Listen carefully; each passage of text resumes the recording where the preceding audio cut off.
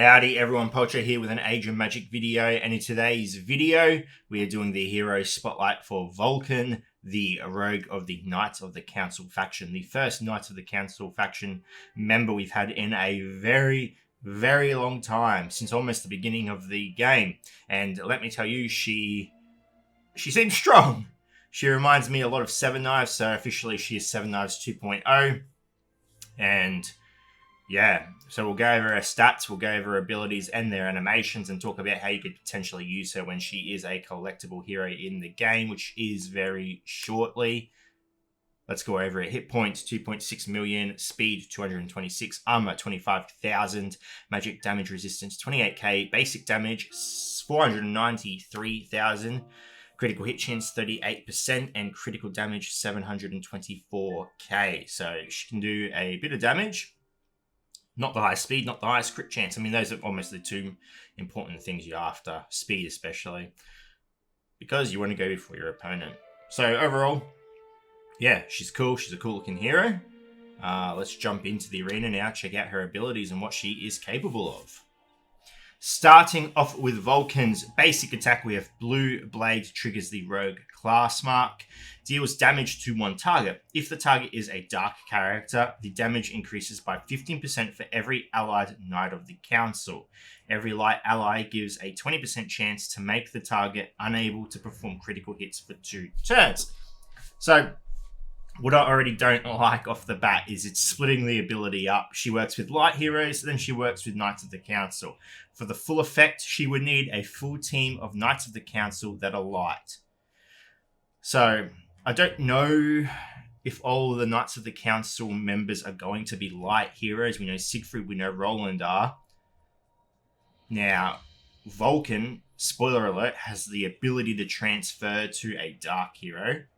And I don't think the Librarian is going to be a light hero just because of how they've developed him in the story. Him going mad and stuff.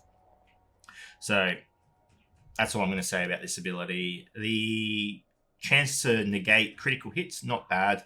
We'll go ahead and use the ability against Arcane and see its animations.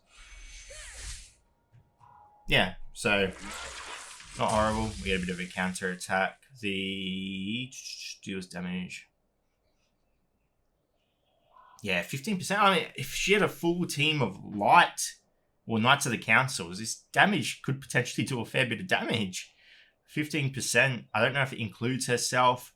I wish there was just a generic rule across the board that these abilities included the character themselves. But I'm unsure. But yeah, in terms of basics, not the strongest we've seen, not the weakest. So it's good. Moving on to Vulcan's second special or first ability, we have Surveillance. The ability is blocked if a Vulcan is under the ambush buff. A Vulcan hides from attacks and skips 3 turns, receives 3 stacks of preparation for each skip turn, performs a supporting attack with any light ally attack. This attack's damage is increased by 20% for each light ally. This ability ends when Vulcan stops hiding. Now, I hope Playcock can clear this up with me. The 20% damage increase, don't know if it includes herself or not, but as you can see, we're running her with 4 Archons, so a full light team. Now, when you cast this ability, she essentially becomes a useless character in the sense you're not going to be using her for 3 turns. All right? She is just going to be there using her support attacks. And support attack she will. She reminds me a bit of a hybrid of Cage and Seven Knives, where Seven Knives will cast a basic attack every time you use a non-combatic ability, and Cage, where when he's hidden, he uses a support attack with other rogues. She's got the best of both worlds. She's using attacks when you're attacking. She's using attacks when any ally attacks. And I'm pretty sure Cage is only a % chance of working. Hers is, I think, I haven't used Cage in so long, but her, it's a lot. So let's have a look. Okay, so we've got her. All right, we're going to use the ability. Surveillance, there we go. Cast it, and now we're just going to use our... Let's go, here is it. Just going to use our basic abilities. She'll go through. A 1 million crit support ability. The support attack. Alright, again. Yeah, cool. Now, what I don't like about this ability, what I don't like about it is if you use an AoE, I hope it works for this demonstration. I'm targeting Irizit. I'm going to use an AoE, and I'm expecting the support attack to hit Irizit. It goes and hits the arcane. I wish it hit the target you were selecting. That's the only quarrel I have with this ability. I wish that she just straight up went and attacked the target you were you were selecting, but it's random and she goes off and does whatever she wants. So there we go. Just from using basic attacks, she's just torn through. Now when her turn comes around, should be shortly, you will see that she will get the 3 stacks on. We'll speed it up to 2 times. When her turn comes around, you will see that it will skip her. So we should be able to just attack here. She should be next. She should be next in the roster. Come on. There we go. So she gets her 3 stacks right there. So we want that to rack up. It'll make sense in one of her other abilities, but essentially we want to get that to 10. I'm pretty sure it was. So I do think debuffs also give it. Yeah, so applying a debuff to an enemy also gives you a stack. I saw a stack, but then it disappeared. Interesting. Okay, so I know that she does benefit from working with allies that apply debuffs. We'll go over that in one of her other abilities. So Archons aren't super good in that aspect. I think you have artists on this team, artists that can apply debuffs, and they're not many. So that's unfortunate, but I just wanted to use her with Archon. So interesting ability. It is going to provide a lot of damage, and she's just sitting there. She's just using her basic attack. You saw she did a 1 million crit support attack. Support attack from you just using your abilities like you would normally. Now remember, it's only off allies' attacks and not abilities that do not cause damage. So you just got to be aware of that. But other than that, I think it's quite a powerful ability. Moving on to Vulcan's second special ability, or third ability, we have Red Saber, triggers the rogue class mark, removes all buffs from target, deals damage to the target for each buff removed. Damage is increased by 15% of the target's maximum HP. If the target has less than 25% health after receiving damage, it will die, ignoring any effects. The target cannot be revived until the end of battle. That's really weird wording. And I hope Playcop can clear that up. I'll let you guys know if they do. But the end of battle, there's no point. Is that just some fun text they put in saying that, hey, it's an anti-res. Once the target dies with this ability, they cannot be resurrected. You can res them after battle like you would normally, but the only thing I could think of, and it would be kind of a cool ability, would be if you're versing a raid node, for example, where you're versing waves of enemy and you kill the target, they can't resurrect that. Oh, no, that doesn't even make sense either. No, that doesn't make sense. Maybe if it was an enemy Vulcan and you were in the raid and they killed your target, you couldn't resurrect until you moved them to the next wave. That would be kind of cool. But yeah, it's really weird wording. I'll write a comment in the video if they clear this up. So the last part is cast the Inner Darkness debuff on Vulcan for 2 turns. Vulcan loses allegiance to faction and Brotherhood and becomes a dark hero. So we'll use this ability on Arcane and we'll see. It should kill her, I believe. No, let's find out.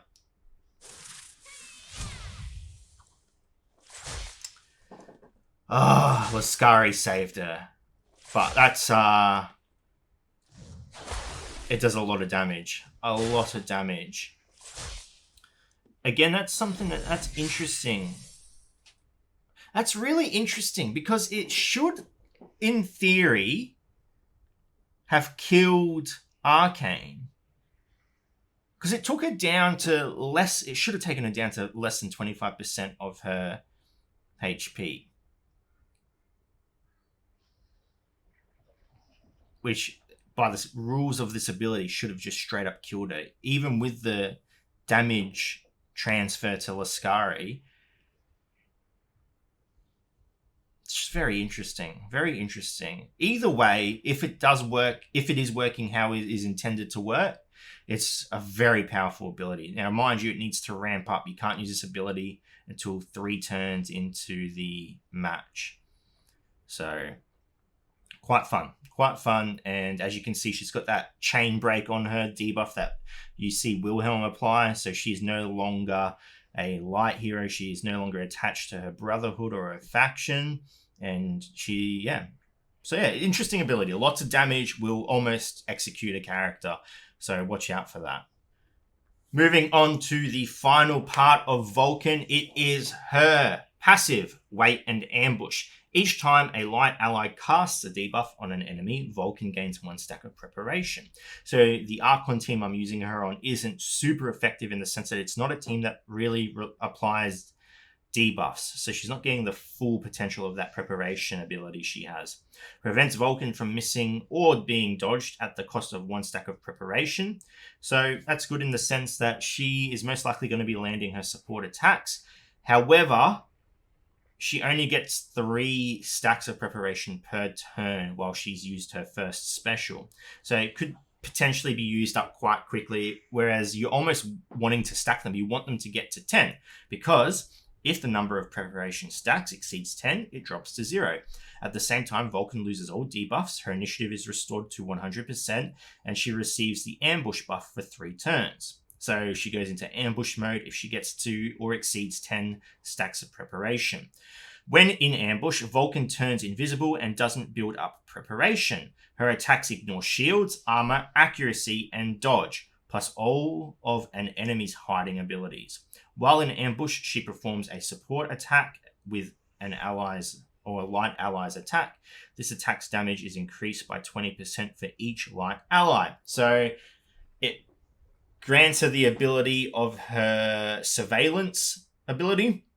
She can support attack with ally attacks if they're light. It's she gets a lot. If she gets to 10 stacks of preparation, she becomes quite the unit. So very interesting hero. Very interesting. She has the potential to just rip through enemies. A lot of damage quickly. She's quite powerful. I think she's quite powerful, especially when they start releasing other Knights of the Council. I think she may even ramp up. So we'll jump into an actual battle, see how she plays out, and we will be versing the Invincible Orcs with my, I don't know what we would call them. What do we call this team? Let's call them... I don't have a name. I'll think of a name while we're playing with it. Okay, let's jump into battle. Okay, jumping into battle with Team Overwatch. That's the name, Overwatch. Angels, they look from you from above, and we've got surveillance on Vulcan. So it's Team Overwatch. We're going to go up to 2 times speed. Okay, we're going to apply shield with our Magnus. Our main target is going to be Belladonna. We're going to reset initiative, and we're going to remove debuffs. And then we are going into surveillance with Vulcan, and we'll go from there. Okay, heal us up. She is going to apply the dodge in a moment. There we go. Okay. Oh, lots of damage up there on the old Sacrif, but that's fine. We're not worried at all. I'm a bit worried. Okay, let's remove as much of that damage mitigation as we can. We're going to get the taunt out. We're going to reply. Well, we're relying a lot on Vulcan's support attacks here. Okay, AoE, like I said, doesn't hit the target we want. That's a real shame. Sacrif is taken out of the picture. That is unfortunate. Okay, that's alright though. Come on, Vulcan. Take out Belladonna. Thank you. Alright, moving on to Irizit. Okay, we're going to accuracy decrease. It's going to miss most of the enemies because of the Belladonna ability. They still had a stack of dodge. Okay, we're getting a bit of damage out on Vulcan now.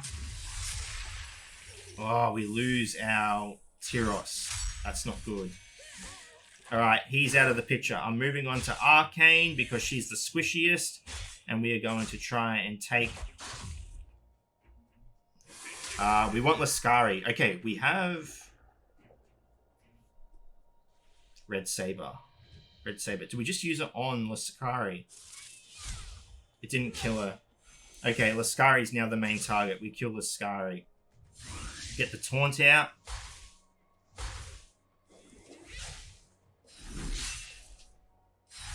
Why?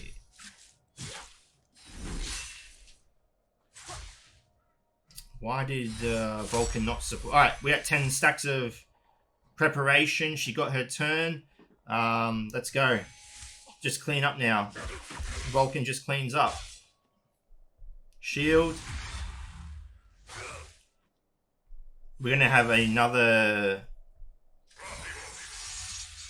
Red Saber in a second.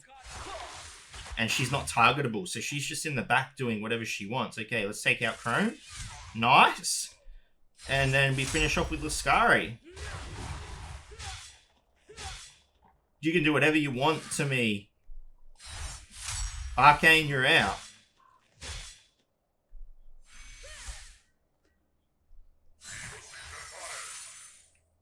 So why did she not support? Oh, it's because she's not hidden. She's not hidden. Okay, it makes sense. Beautiful. I mean, it's not a 3-star, but I'm confident in this team against Invincible Orcs for sure. It probably helps that Irizit just got nerfed. Probably helps a lot, but my god, she does work. I wish this game had stats after the battle. I want to know who did the damage. I want to know where the healing came from, who did shielding. Oh, I just want to know how much damage Vulcan was doing. Because Tiras got taken out quite early in that battle. It was all Vulcan. That damage was coming from Vulcan. She is a weapon, an absolute weapon. And I can't wait till people start mix and matching her with other light heroes. I feel like that's where she's going to be most useful. But of course, I'm sure people will find a way to use her, even with dark heroes. But whew, stop it. She is, she's quite attractive. Anyway, ladies and gentlemen, thank you so much for watching. If you have any questions, feel free to leave a comment below. I will answer it to the best of my ability. And wherever you're on the world, until next time, please take care of yourself.